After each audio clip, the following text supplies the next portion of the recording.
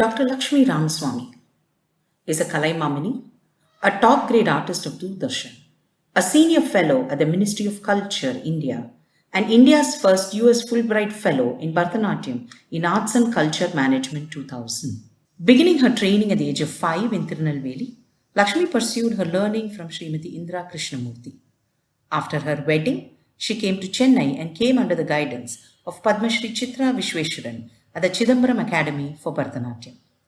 Lakshmi is also trained in Karnas under Dr. Padma Subramaniam, Abhinaya from Padma Bhushan Kalanidhi Narayan, and Tamil texts from Dr. S. Raghuraman.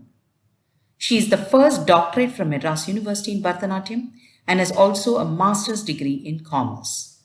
An empaneled artist of ICCR, she has to her credit numerous solos and group performances in national and international festivals and in prestigious sabhas. As a performer, she has traveled widely, that includes countries like USA, UK, Canada, France, Arab countries, Australia, and Sri Lanka.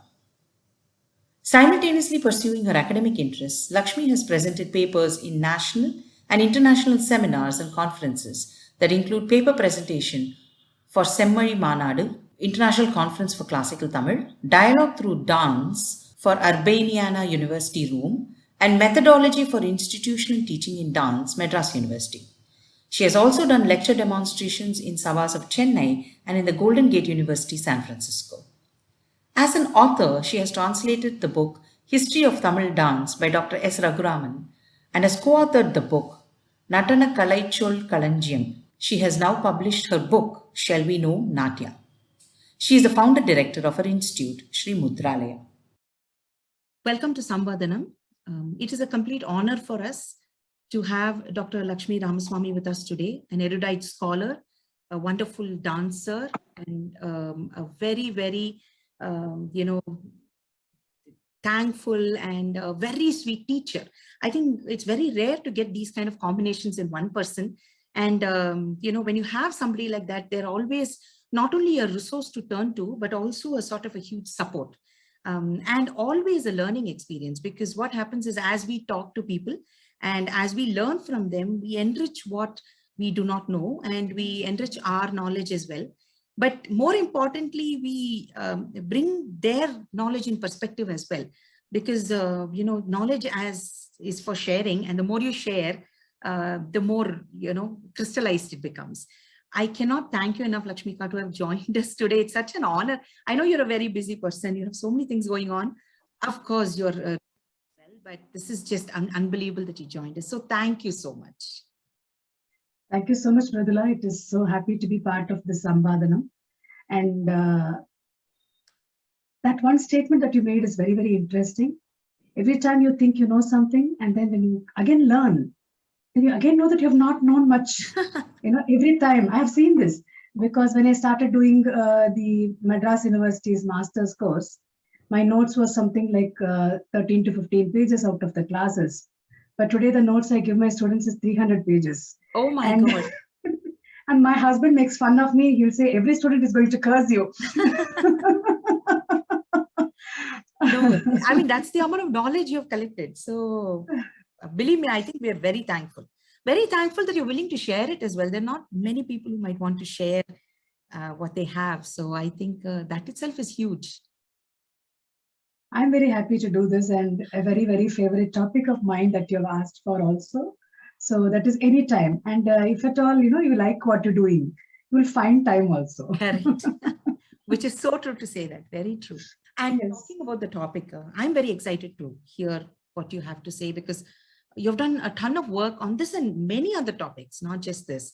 But this is something that I think is phenomenally interesting to dancers per se. Our very mode is based on how we perform this, and it'll be amazing to hear. And I'm going to talk less from now on, because I really want to hear you. So please go ahead and tell us about, I know Rasa theory is an ocean, and you told me that there is just so much to learn. But very much. A small intro, a brief, walk through it, and a piece of the Rasa theory from your eyes. I think that will make a huge difference. Yes, I think it is everybody's favorite, this topic. And mine incidentally also became a PhD topic. So I was just looking at the Natya Shastra, and I had this beautiful, what do you call it? It's a beautiful God's blessing that I got introduction to Raghuraman sir, who introduced me to Tolkappiyam, Silappatikaram, and also gave this Kuttanul one day and said, just read this text, probably you will like it. That's what he said. And, I was just looking at all these texts, and this one question of Vyabhichari Bhava, and then Tolkappiyam says, Tunai Maipadu. The same idea is called as Idaigal in Kuttanul. When you look at the numbers, they are of similar period. I mean, we don't have enough proof to say what is the time period, even though we have rough dates. Right. So a sort of similar 200, 300 years, and one is 33, one is 32, and the next is 48. Then how is it this change in numbers, or why or what makes it different, was this very small question into my mind, which made me completely, jump into this ocean. And I think every time I find something, sometimes it is pearl, sometimes it is coral. Because my students have also made me think, sometimes the questions that come up from the students, or even somebody who is in conversation, then you also have to rethink what you said earlier. And in that way, I have also had this nice opportunity while making lectures and interacting with eager minds. Whether it's a student or a teacher, the eager mind is what is very important. And Absolutely. incidentally, that is one of the most important, the activity of the mind for the Rasa theory. So, and when you say coral or whatever it is, it's a rare gem that you seem to unearth. It is. It is. And it's also overwhelming to see how much our culture has brought these gems like way back to 1,000 years. We are now in this 2022 revisiting the Tolkappiyam or the Kuttanul or the Natya Shastra. Sometimes I'm also asked in the research panels, why do you want to go back to the Natya Shastra? Haven't people changed? Haven't things around us changed? Yes, it is changed. But still we have the head here and the leg there. So there are certain things which are definitely changed. There are certain very, very important, what do you call the strands of human existence, which are still intact. And so far those strands are like intact, Rasa theory holds good. Otherwise, we have to again revisit the Rasa theory and again probably rewrite if everything changes. So until then, yes, we can take all the clues required for us from these really, really ancient texts. And so beautifully thought out and, written as well, right? I mean, the fact that you're able to and connect with it. Yes, and every time, I mean, they are also open-minded, like say it Bharata or Tolkappiyar. They say that I have written things which are like very, very appropriate to my time. Those teachers and those practitioners through the time, if they find anything even more significant, are most welcome to add it. How much of a generosity and how much of an acceptance that they have, and how much of the understanding of the art. See, the way we present the art has changed quite a lot. Today, now we have completely launched into thanks to Corona, we have launched into this digital version of many things. Correct. A normal meeting or whatever. So even in those things, introduction to the Rasa theory. So we have had a lot of texts which talk about the Rasa theory. I'm just going to quote 3 of them, even though there are many who have even recorded the developments through the time, because we need a top and we need where we are now. So I've taken the one of the foremost, and I also like to compare the Tamil text with the Sanskrit text, because while the whole world knows very well about the Natya Shastra, and quite a lot of debates and arguments and commentaries have come now and then, comparatively it is lesser when it comes to Tolkappiyam or Kuttanul. Now Tolkappiyam, first of all, is not at all a text for Natya. It is a text only for the Tamil language, but even then there are quite a lot of interesting things that can be taken out from the Meipattiyal of Tolkappiyam. So even in my book, Shall We Know Natya, There are topics like, Abhinaya, the name Bharatanatyam or the Vrittis. Everywhere I have tried to, see how the Sanskrit tradition looks at it and how the Tamil texts look at it. Beautiful. And it's very interesting to see. Everything is overwhelming. Be it the Natya Shastra or the Tolkappiyam, it is really overwhelming. And sometimes you're like, struck to say, how much did they think? And and that quite a lot of times we use the word seer. They have seen past their time, like really forward. And their ideas are like very beautiful and still relevant. So just these three texts, because we are just taking an introduction to the Rasa theory. The first is Natya Shastra, second I have put Tolkappiyam, then is K.N. is Kuttanul. Author of Natya Shastra is Bharata, Tolkappiyam is Tolkappiyar, and Kuttanul is Kuttanur Satanar. If we look at the language, Natya Shastra is in Sanskrit, Tolkappiyam and Kuttanul are in Tamil. What is the text made of? How is it written? Is it prose or poetry? Now, this is another variety. It's not just prose or poetry, but it is called a sutra. Where, sutra form means like, it will be so precise. And if you just open up one sutra, you can write pages and pages of commentaries to it. Like how you have the formula or something like that, it just expands. They keep expanding. So the sutra is one, yes. So for most of the grammar text, the sutra idea has been taken. So all the three texts come under this format. And the estimated time, besides all the controversies that we know and understand, and even the reasons, quite a lot of time I wonder, somebody does a very, very small contribution, they say sponsored by or etc. Why everything they write everywhere and every brighter than even the sponsored thing. But our people have not even, bothered to say, I have done this and this is the time. And many a time we have also believed in the Guru Sishya tradition. And so we have not really taken care to, write the date of when it was written and how. So we have quite a lot of controversies about the date. I'm just prompting the estimated date. So for the Natya Shastra, we accept 5th century BCE to 2 CE.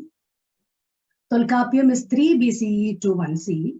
And Kuttanul is 1st BCE is what I understand because of my research. Now, what is the subject matter which is dealt?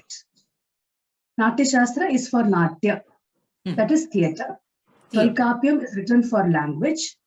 Kuttanul is also theatre, but the correct word or the appropriate or the parallel word to Natya is Kuttu in Tamil. The Kuttu, what we talk about today in our language is very different. Yes, very different from what we understand. But Kuttu is a proper theatre where everything is put together. So it is very much parallel. So this was one of my first things which I had to do when I was working on my Kuttanul, to say Natya is equal to Kuttu. So the subject matter is theatre, language, and Kuttu, of course. And how is the text divided? The text is divided into 36 chapters. Tolkappiyam has 3 major sections. And then Kuttanul is divided into 9 nools. Nools, I'm finding it funny to say nools because Tamil noolgal.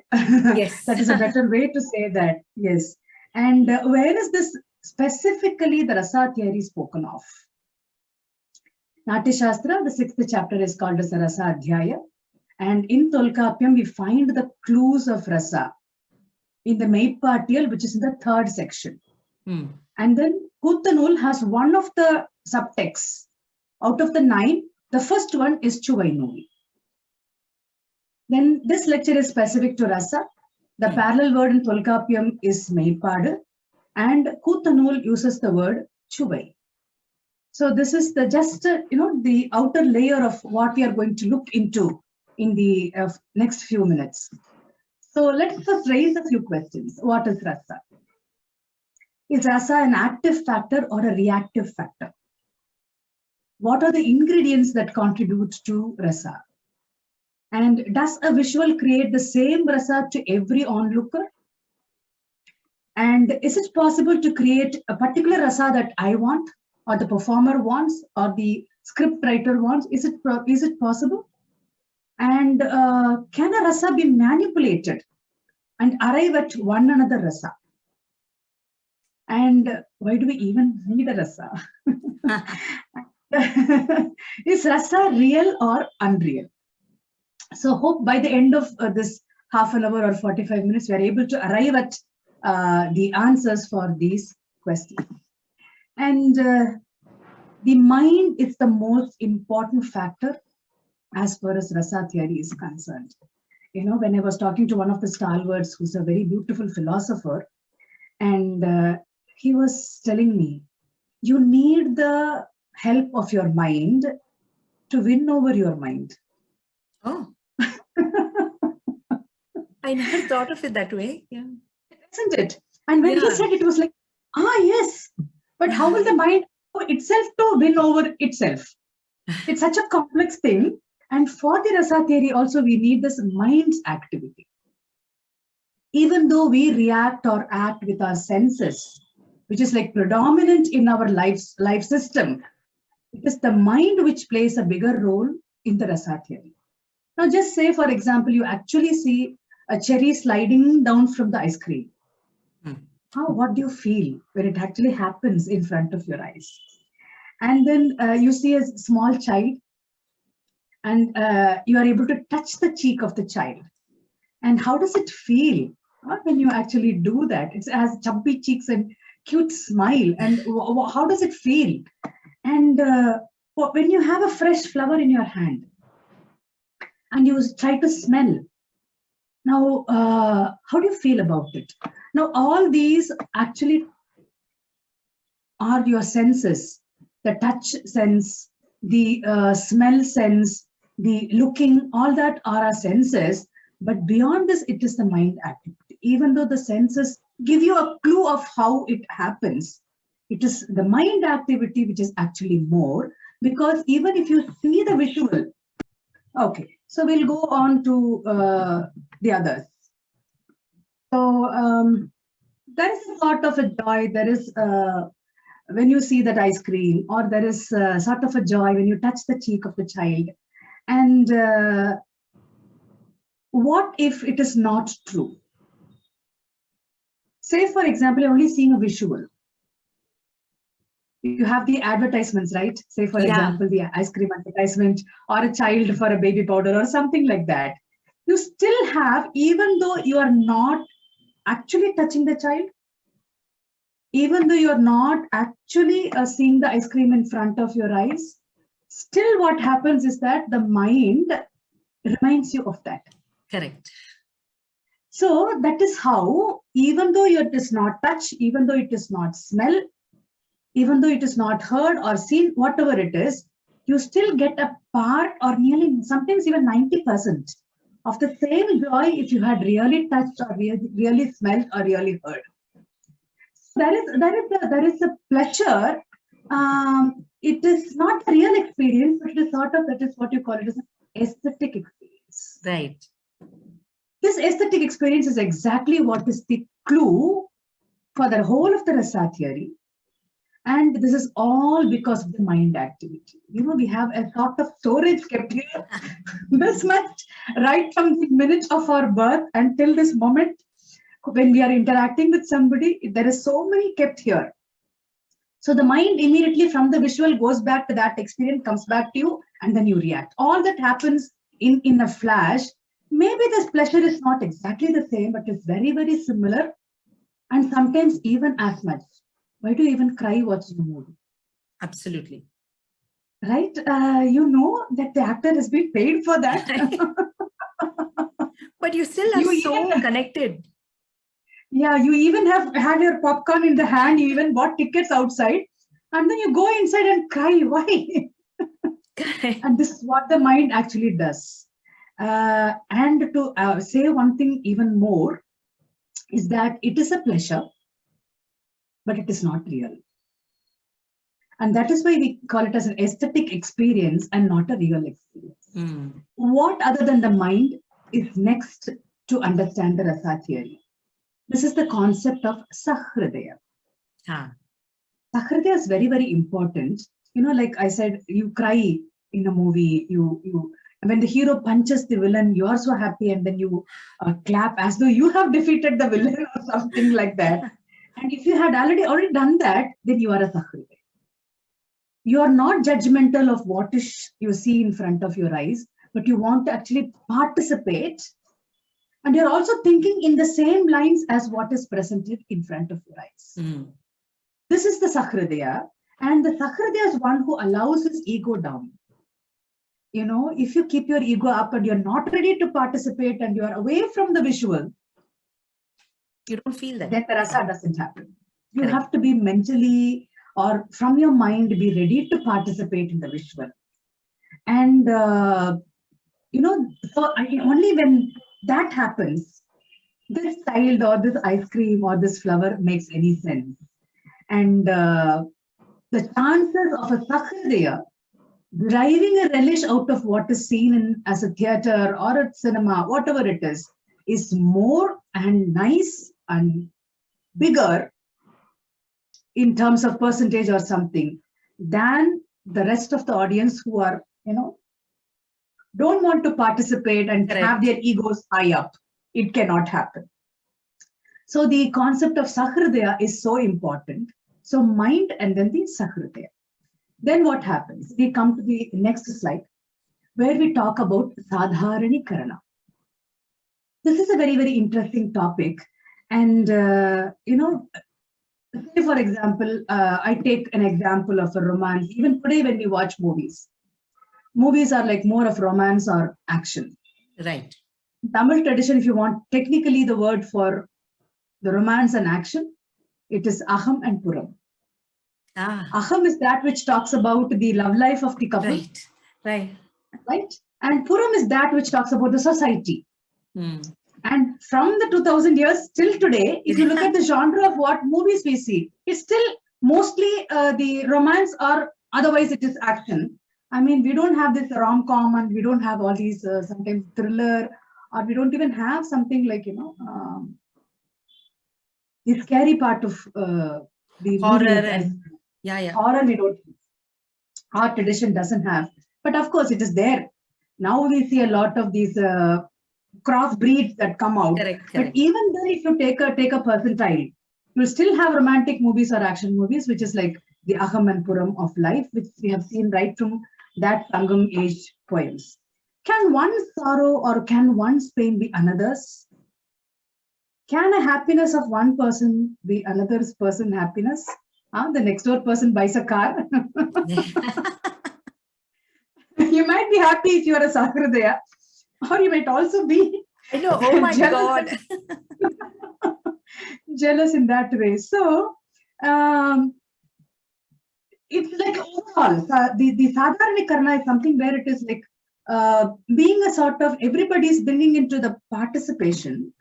In dance, say for example, I want to depict an elephant, right? I cannot have a long trunk or a big ears all of a sudden to bring the audience to understand an elephant, but I can suddenly, you know, do something like this ears, or I can do something like this trunk where I have objectified my visual. So when I objectify, there are three people in front of me. All the three now, if they are ready, if their mind is active, if they are a Sahridaya, and if they are understanding the idiom of Sadharanikarana, then they see the elephant and not me. Lovely. Then now they see what the elephant is going to do. So the victory of a people, other people, or so you have to be as a Sahridaya. So if the visual is about, you know, somebody is winning over. Now we just spoke about the hero winning. We always want the hero to win. So you feel so delighted because it is objectified. The hero in us has, you know, come out. And you almost feel that you have done that particular action of, you know, punching this villain or something like that. So in dance, I said elephant. Say, for example, an actor walks in blue colored on his body. He has a flute in the hand. Now we have not even said who it is. But many of the people in the audience who are little aware of how this idiom works, they will definitely identify the person as a Krishna. Correct. Absolutely. The flute and the blue color. Maybe the pitambara yellow garment. Maybe the garland. Maybe there is the peacock feather on top. So everything put together. Now from that moment, after identifying the person as Krishna, they will now start seeing the Krishna in that person. Mm. Then what happens? They forget the person as such and they see the Krishna more. They forget the person, they see the elephant. They forget the person, they see the horse, whatever it is. Correct. So the outer layer of the personality is sort of withdrawn. And from the inner characterization, what the actor or the visual is trying to suggest, that becomes important. Mm. And this process is called as Sadharanikarana, where it is an objectification. We very well know the person is not Krishna. Right. It's not a Rama, it is not a Sita. But we have known a Krishna or a Rama by our hearsay, stories right from our younger days, or one or two theatre productions, or a cinema, or something like that. So we start identifying the character more than the person. So the Krishna is seen more and the Rama is seen more, or the elephant, or the villain, or the hero. So this objectification is called as Sadharanikarana, which also has a very important role in the rasa to happen. What if we don't have this objectification? Then probably you were not a Sakhridaya, your ego was so high, you are not ready to accept. I mean, we sometimes also make fun, right? Yeah. That person tried to do a Krishna and finally I never saw a Krishna there. We also do that because we have a mental image of Krishna, and unless the presentation in front of our eyes exactly justifies, so that role goes to the director or the actor. But otherwise, from the audience's side, you should have that Sahridaya and idea of the Sadharanikarana where you can understand and start seeing. So along with the audience, then you will also laugh. Along with the audience, you'll also cry. You just have no hesitation about it. So these are the factors which are at the outset. Now, what is relish and what is the mind? See or touch, we get something of true and real happiness. Right. And sometimes it is not real. It is the mind which says, yes, this is how it would be. In the rasa process, the mind, I told you, the mind is so important. And the merger between, at some point of time, you actually, from your virtual space of sitting in the chair, you start getting into the movie screen or the Natya production, and you see your characters around. Right. And that is where you participate. And for this, you definitely need the mind's activity. And there is a bliss when when you relieve yourself out of your seat. If you are too stuck, you will not get the enjoyment. You cannot derive the enjoyment. So there is this relish versus mind. And when you actually identify every bit of it, you are ready to forget and you clap or laugh or cry or everything. And it is actually a relish. And our text, especially the Natyashastra and the later commentators, not only talk about the rasa and rasanubhava, they also philosophically move further and call it as Brahmananda. Paramananda, Brahmananda, that state where your ego is completely gone down. And ego going down is a big philosophy, right? Absolutely, absolutely. So that happens when this visual is so active. The performer, the director has done it so well. The actor has completely justified the character.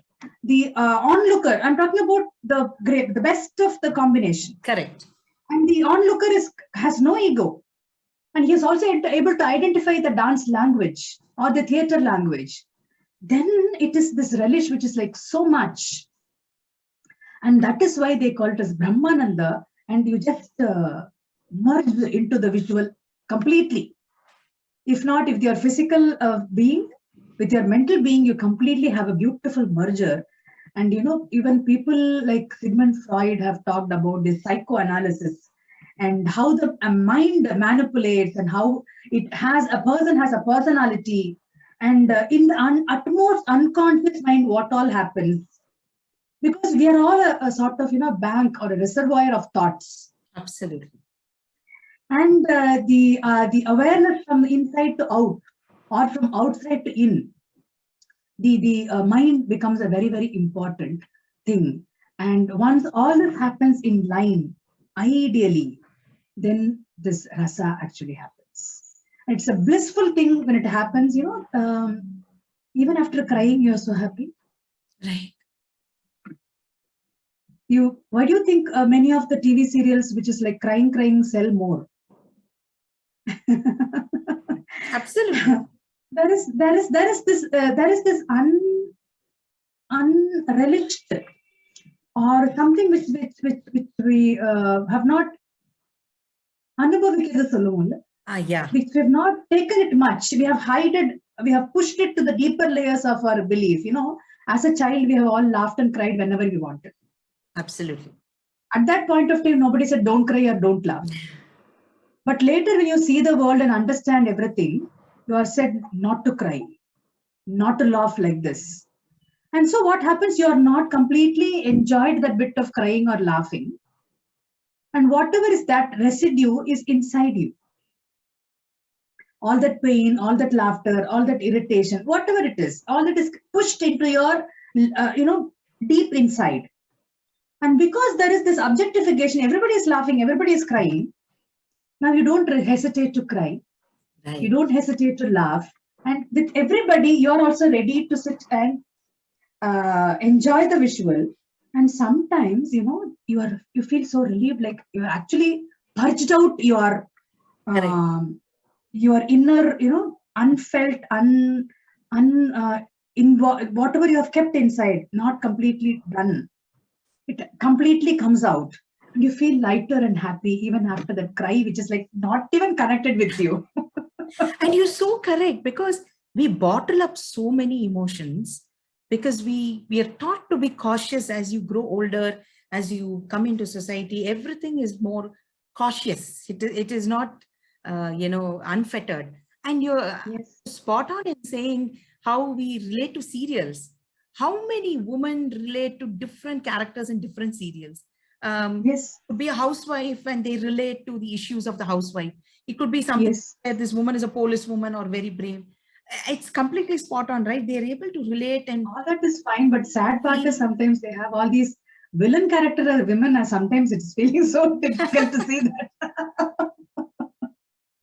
So there are two names which we have to reckon with.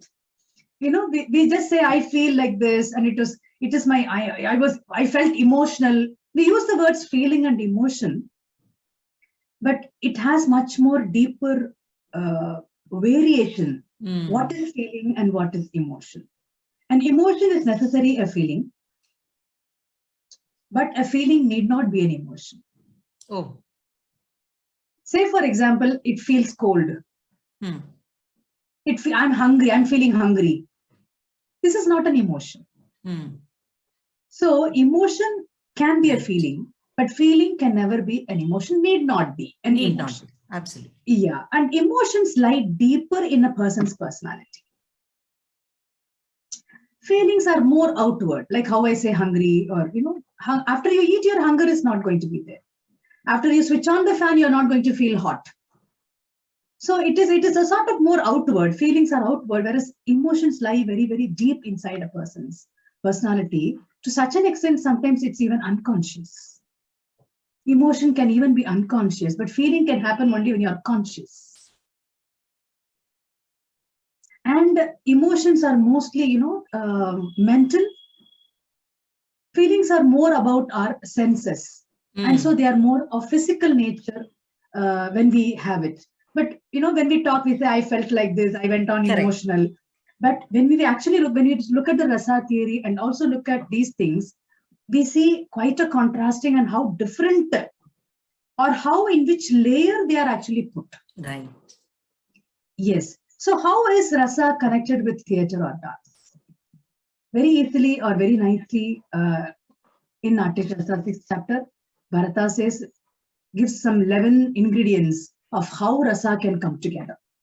We have the famous Sangraha Sloka, and which talks about 11 things like rasa, bhava, vinaya, vritti, pravritti, siddhi, swara, atotya, ganam, ranga. All that has to come together. So first of all, it starts with rasa. If you don't know what you want to do with your actors and theatre and script, then there is going to be nothing. You start with rasa. You add everything. You add bhava, you add abhinaya, you add vritti, you add pravritti, the costumes, aharya, everything. And then you add music. And you set to a space where you present everything. Ghanam, ranga. And then again it comes out back as rasa. So starting with rasa, and what you also give at the end is rasa. Right. There has to be a basic emotion, feeling, and there is a method of acting. Sometimes it is regional, sometimes it is you call it as oriental, you call it as thought process of people in various ways. So it is out of, even when you talk about the nritta and nritya and natya, I would say nritta or nritya do not or almost need not connect with rasa. But the natya factor connects with rasa, where you have a character, where you have a story, where you have a scene setup. I mean, it needn't be the full of Mahabharata or the Ramayana or any other story for that manner. It can just be one, a Gajendra Moksha. Correct. At that point, if you are helpless at any point of time in your life, at that point of time, that will be reminded out of this Gajendra. Even in exam hall, you write with a pen, and suddenly your pen is not writing. The friend next to you just notices you like this, and then gives a pen like this, and she continues to write. That one pen is the most valuable thing for the right. Client. Absolutely. And you remember this for a very long time. Whenever you see the friend, you remember the pen and the exam. Pen and exam. Whenever you see the pen, you remember your friend. It gets, it gets into your mental thing, so that sometimes it becomes the setup. And so each of the texts talk about, the Natya Shastra tells about this rasa layer. And then everybody talks about the discerning audience, that is a Sahridaya. I mean, if you don't have the Sahridaya and people are not ready, and it doesn't rise up to the rasa level. So it is everybody's responsibility, from the script writer to the actor to the stage setup. I saw one production where supposedly the person had to become an Narasimha, and they had this tooth setup and all that.